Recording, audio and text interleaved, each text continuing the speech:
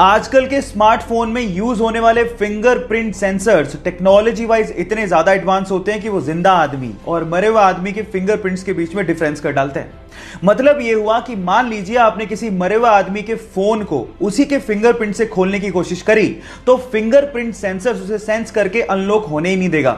ये ऐसा इसलिए होता है क्योंकि मरने के बाद हमारे फिंगरप्रिंट सिकुड़ने लगते हैं, जिसे फिंगरप्रिंट सेंसर आइडेंटिफाई कर लेता है और फोन को कभी अनलॉक नहीं होने देता। इतनी एडवांस टेक्नोलॉजी आप लोग अभी यूज कर रहे हैं। क्या आपको इसके पहले तक ये बात पता थी? और नहीं पता थी तो चैट सेक्शन में लिखना मत भूलिएगा। गाइस, बड़ी बड़ी कंपनीज के लोगो ऐसे ही डिजाइन नहीं किए जाते, उसके पीछे कोई ना कोई लॉजिक जरूर होता है।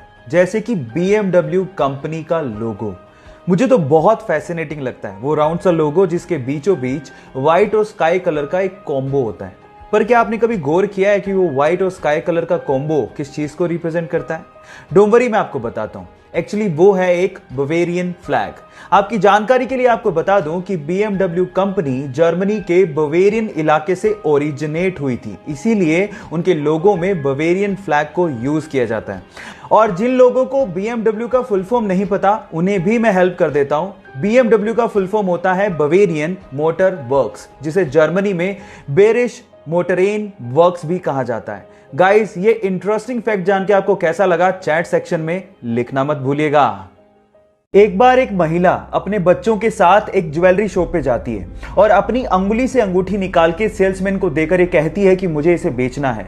तो सेल्समैन अंगूठी देखने के बाद उस महिला से पूछता है कि आप इसे क्यों बेचना चाहते हैं। तो महिला जवाब देती है कि इस वक्त मुझे पैसों की सख्त जरूरत है और अंगूठी बेचने के अलावा मेरे पास कोई चारा ही नहीं है।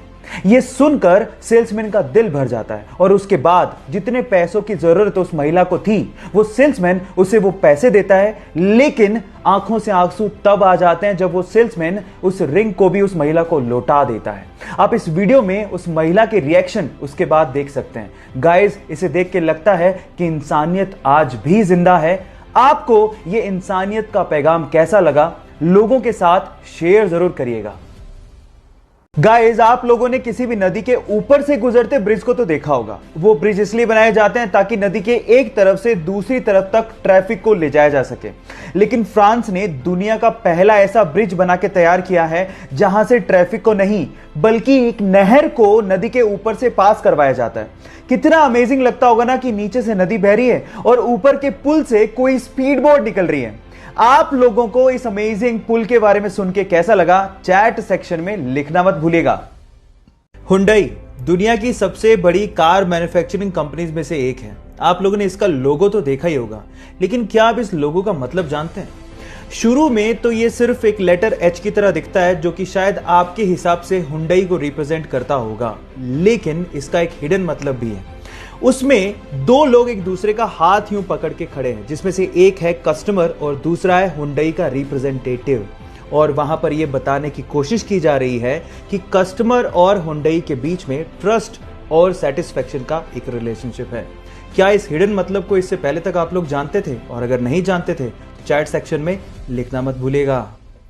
क्या आप लोगों को पता है कि टॉम क्रूज अपनी अगली मूवी की शूटिंग स्पेस में करने वाले हैं? जी हां गाइस, आपने ठीक सुना, स्पेस में। और ये पहली ऐसी मूवी होगी जिसकी शूटिंग रियली स्पेस में की जाएगी। और इस काम में टॉम क्रूज की मदद एलॉन मस्क की कंपनी स्पेसएक्स और नासा भी कर रही है। होगा कुछ यूं कि स्पेसएक्स के रॉकेट से सबसे पहले लोगों को और सामान को इंटरनेशनल स्पेस स्टेशन में लेके जाया जाएगा और उसके बाद वहां पे शूटिंग की जाएगी। सो गाइस, तैयार हो जाइए, फर्स्ट एवर मूवी जिसकी शूटिंग स्पेस में होने वाली है। क्या आप लोग एक्साइटेड हैं? अगर हैं तो चैट सेक्शन में लिखना मत भूलिएगा।